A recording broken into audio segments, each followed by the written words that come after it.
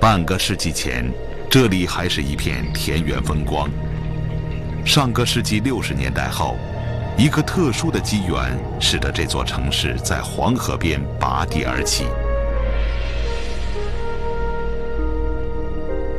三门峡地处河南、山西和陕西3省交界处，东面临近古都洛阳，西面200公里处就是古城长安。三门峡附近有一个著名的古关口，叫函谷关。几千年前，这里经常成为古中国的战场。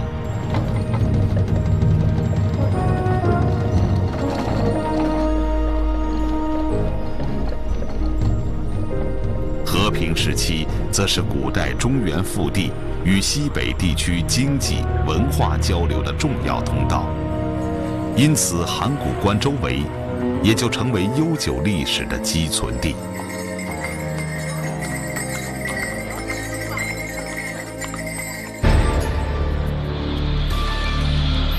1955年，三门峡忽然声名鹊起。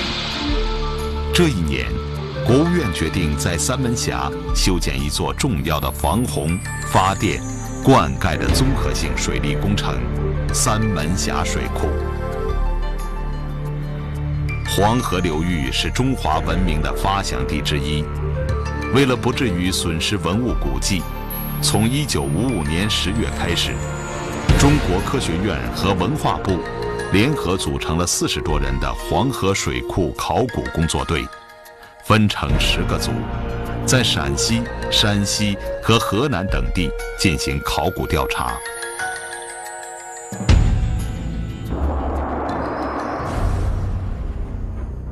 1956年冬天，考古队在三门峡上村岭发现了一处古代墓葬群。在出土文物的铭文上，人们多次发现一个字“国”。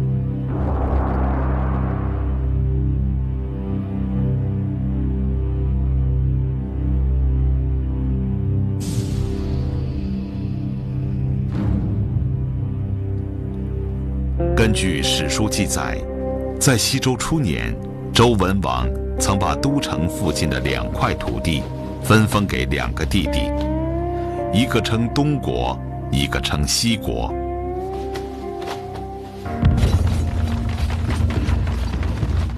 东国后来在历史的征战中逐渐消失，史书上没有留下更多的记载。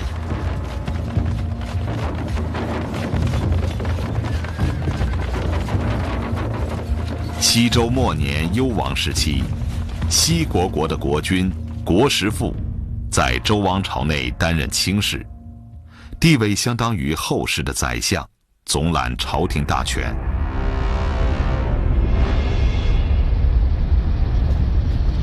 公元前771年，西周灭亡。就在这之前，西国的国师父利用权势灭掉了三门峡一带的交国，逐渐将统治中心迁往这里。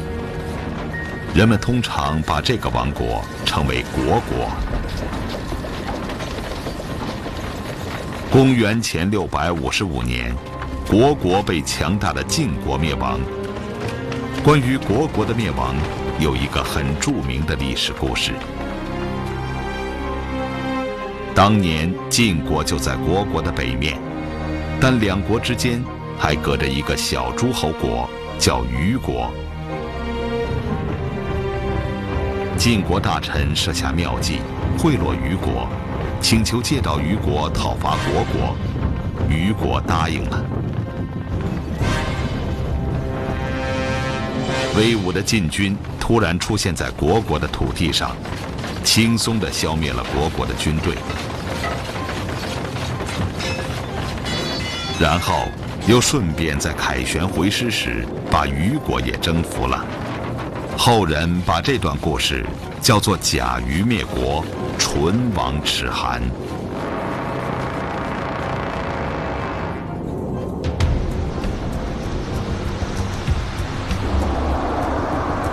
如果历史的记载确切，那么虢国在三门峡一带统治了100多年的时间，应当会在这片土地上留下无数的财富。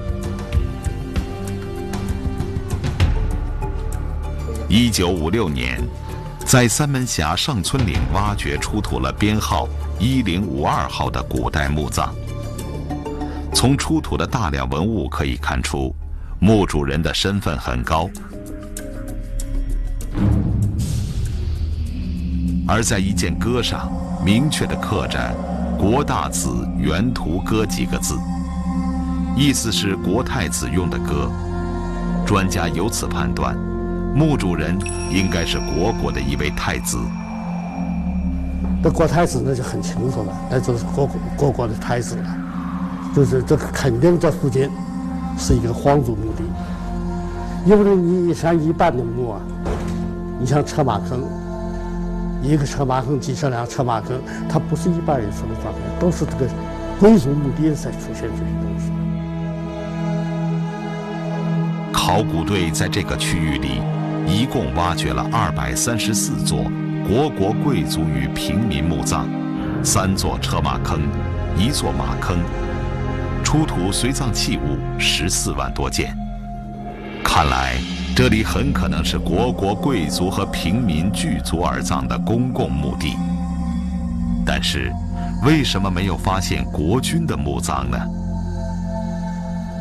挖掘大体结束了，当时的人们没有想到，还有更丰富的宝藏逃过了他们的搜索，而那些更加璀璨的文物，其实就深埋在不远的地方。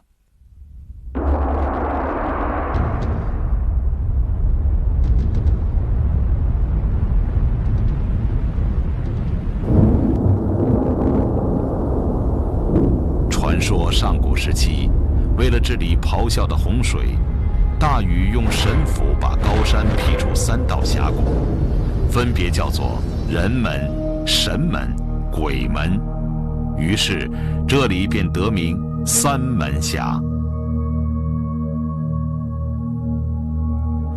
1960年，三门峡水库建成后，3道峡谷永远消失了，取而代之的是巍然耸立在黄河上的现代化大坝。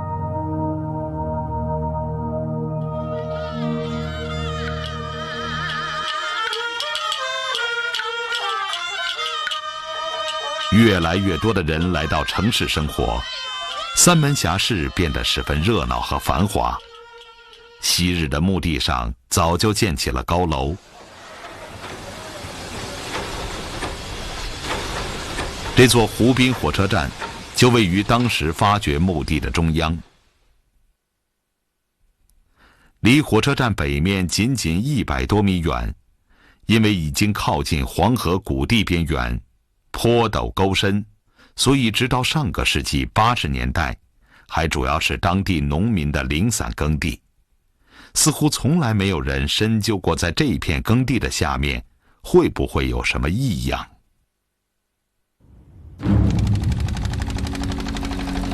1989年，三门峡市会兴村看中了这块土地，准备把这里规划为居民宅基地。重大的秘密因此露出端倪，但伴随而来的却是贪婪和犯罪。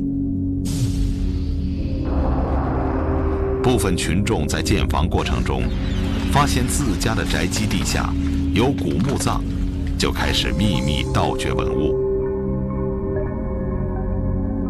1989年12月，三门峡市公安局湖滨分局接到有人盗墓的举报，他们马上派出警力，秘密前往会兴村展开调查。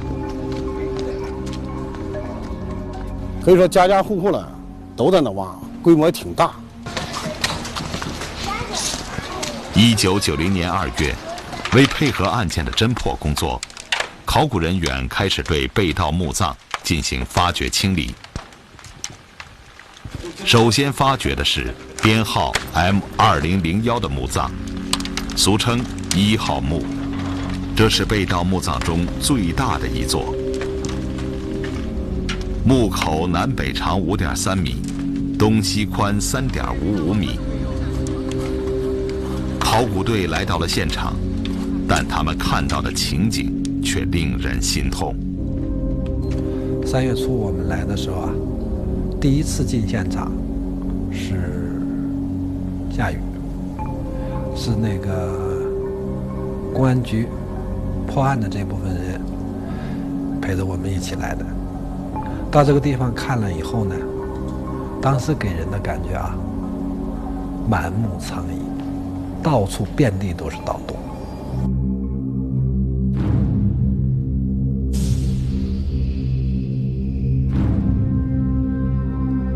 刚刚挖去夯土层，木口就暴露了出来。看来原始木口已经被破坏，考古队只好沿着墓壁向下挖去。让大家心寒的是，一个最大最深的盗洞就在墓道的南端，始终跟随着挖掘过程，似乎没有尽头。挖到8米多深的时候，就是到2层台，就是出现了2层台。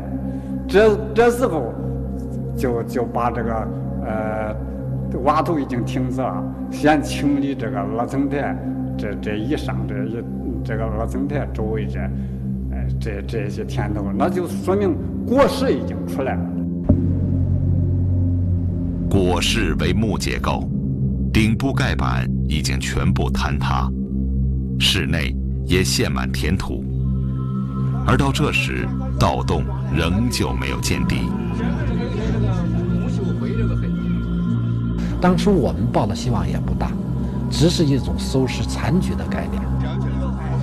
终于有一天，盗洞到了底，而这时距离地表已经超过了11米。底下的工作人员告诉我，说队长，那个盗洞到底了，没见着东西。当时呢，我是一个不敢相信的一种状态。等我下去看了以后呢，香烟头、这个火柴、烟纸、蜡烛，乱七八糟这些现代用品都有，全部清理干净。完了，那个把底下仔仔细细找了一遍以后，确认确实没有盗文物。大家终于舒了一口气。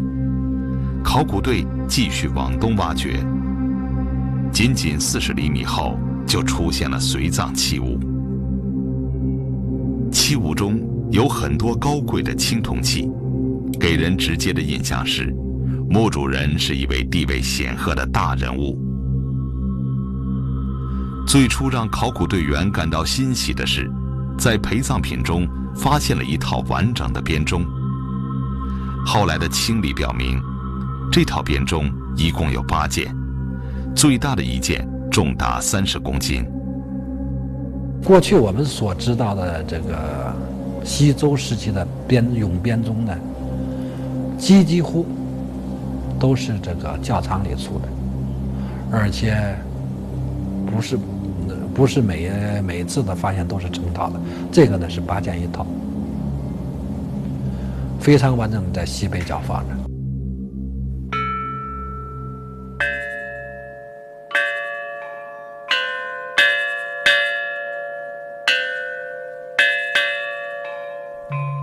经中国古乐专家测试，这套编钟音韵清脆准确，其中有6个是双音钟，在转角处和中间部位可以分别敲出2种不同的音，2种音之间相差3度。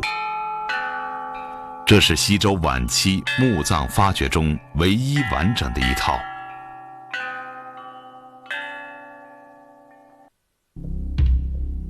当年在1号墓的挖掘现场，随着挖掘工作的逐步深入，考古队员感到了越来越多的喜悦。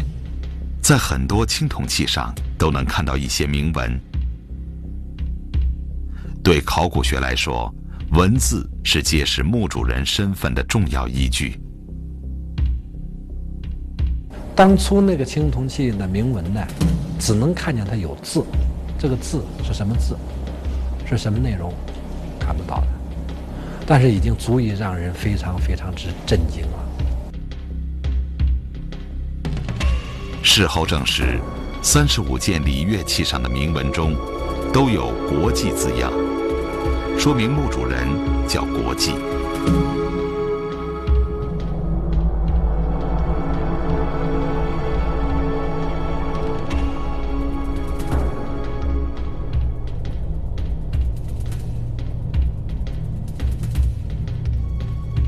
礼器的品种繁多，有10多种，每一种都有特别的用途，合在一起，标志着贵族的身份和地位。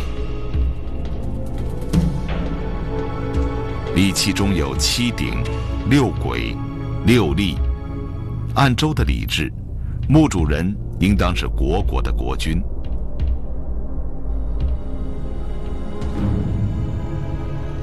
这就是国君的地下世界。椁室的底部挂件是墓主人的心爱之物，它说明当时中国人已经掌握了利用多种材料制作出精美兵器的特殊工艺。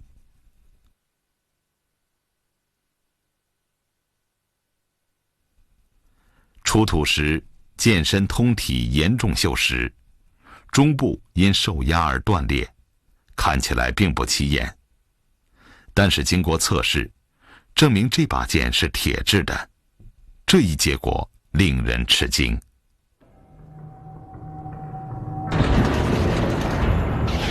以前人们普遍认为，中国人是在公元前5世纪的战国时代学会了人工冶铁技术。但是这把剑的出现，将中国的人工冶铁史提前了1个多世纪。它是中国目前为止发现最早的人工冶铁实物，被誉为中华第1剑。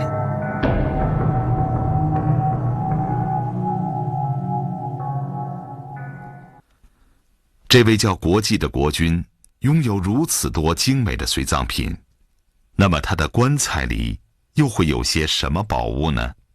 中国社会科学院考古所的文物修复专家白荣金被专门请来指导玉器的修复工作。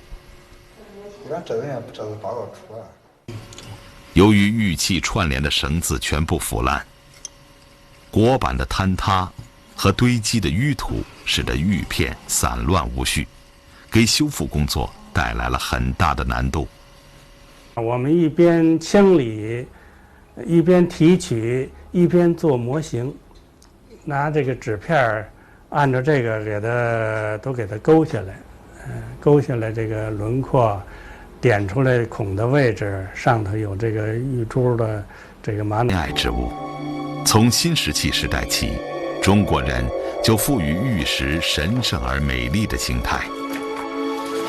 人们不惜牺牲生命，从遥远的大山深处开采石料，从中搜寻晶莹的质地，仔细地打磨刻画，制作出各种形状的器物，用来祭祀天地祖先和驱恶辟邪。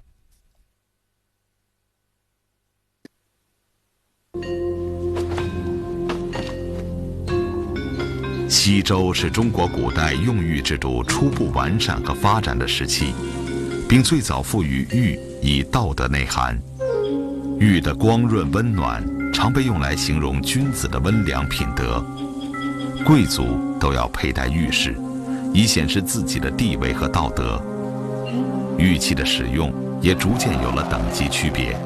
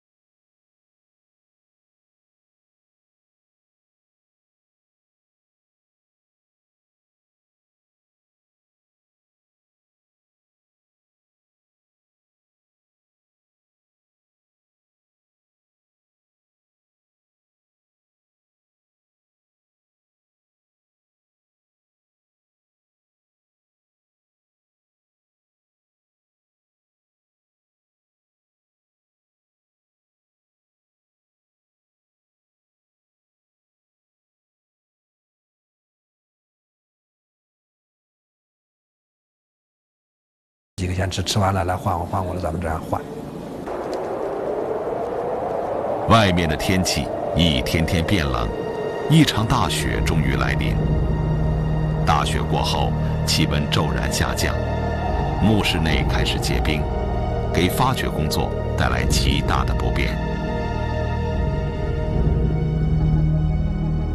但就在这时，内外棺上下的玉器却源源不断地出现，品种之多，数量之大，都是以往发掘中罕见的。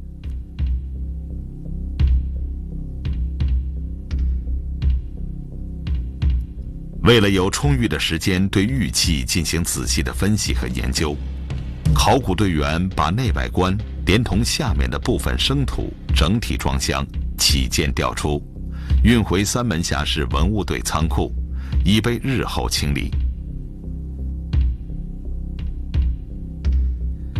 紧赶慢赶，终于赶在春节前几天结束了野外发掘。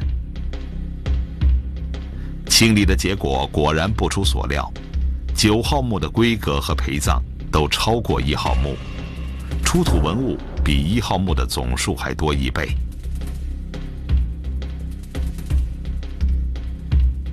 在周代的中国，青铜礼器随葬的多少反映了墓主人身份的等级。9号墓出土的青铜器，仅礼乐器多达120多件，而且都是双套，不少器物上带有“国重”字样的铭文。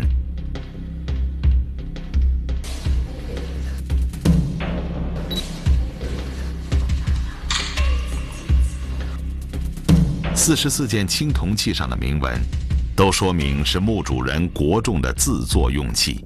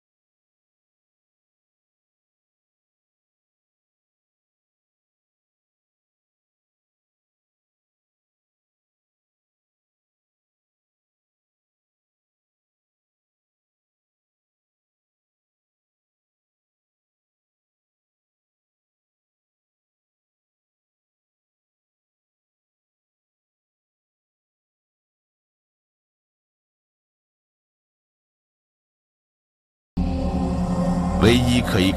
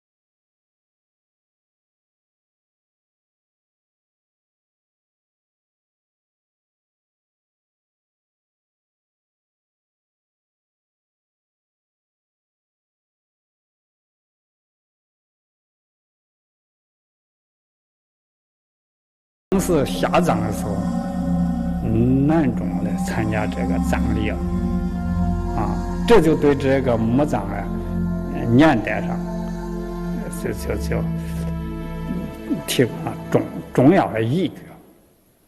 那他就是专家们判断，位于国国墓地东南2公里的省级文物保护单位李家窑遗址，很可能就是国国的都城上阳城。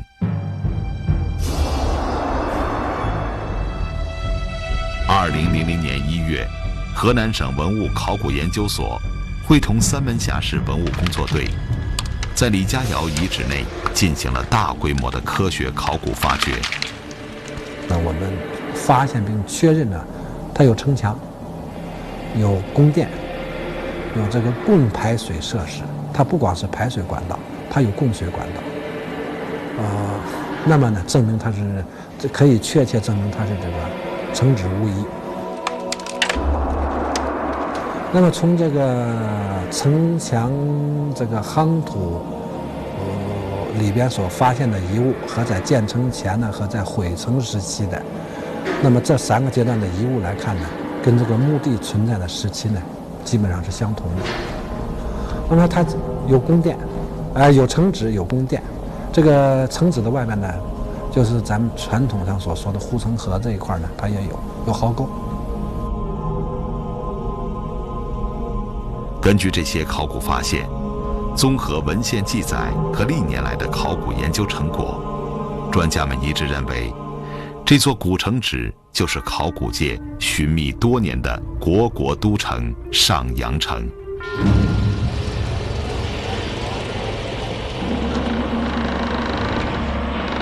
被淹埋了2600多年的都城，终于掀开了它的神秘面纱，重新展现于世人面前。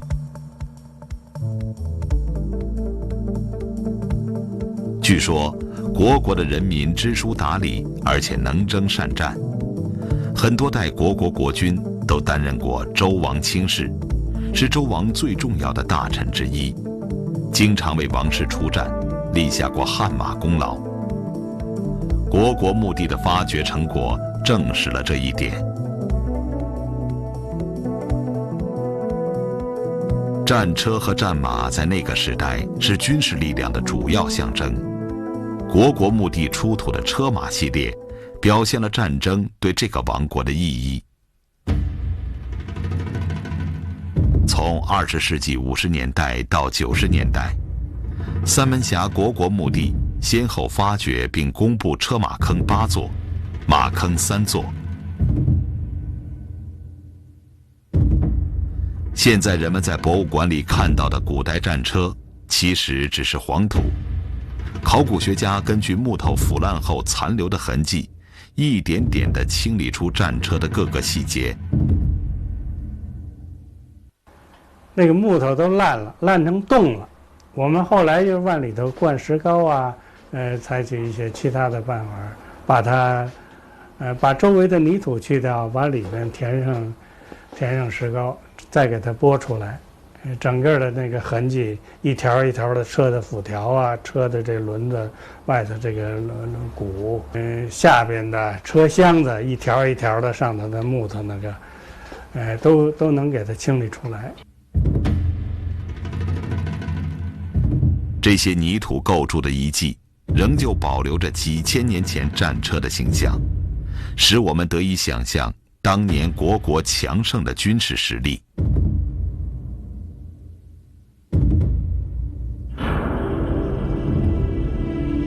所有的马都是杀死后被整齐地摆放在坑里的。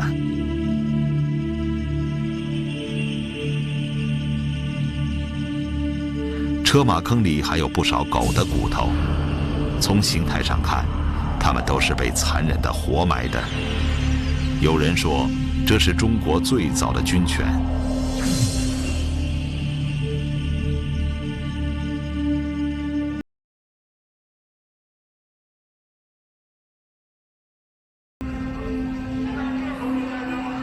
从商代开始，随葬车马坑就是贵族的特权。只有贵族，也就是3鼎以上的墓葬，才有资格随葬车马坑。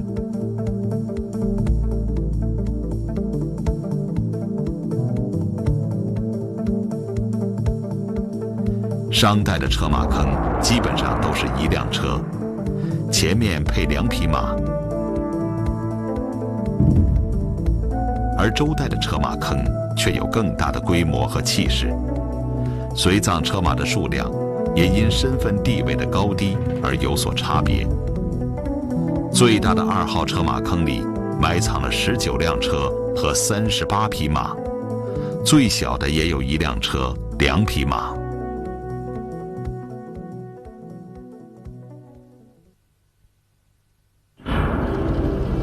西周时期是中国古代造车技术发展的一个高峰。由于西周统辖范围扩大，各地区封国之间联系加强，道路交通、造车技术以及车的重要性也随之发展。三门峡国和他的前身西国一向积极参与西周王室的军事活动，造车技术不断发展，车马文化也日渐深厚起来。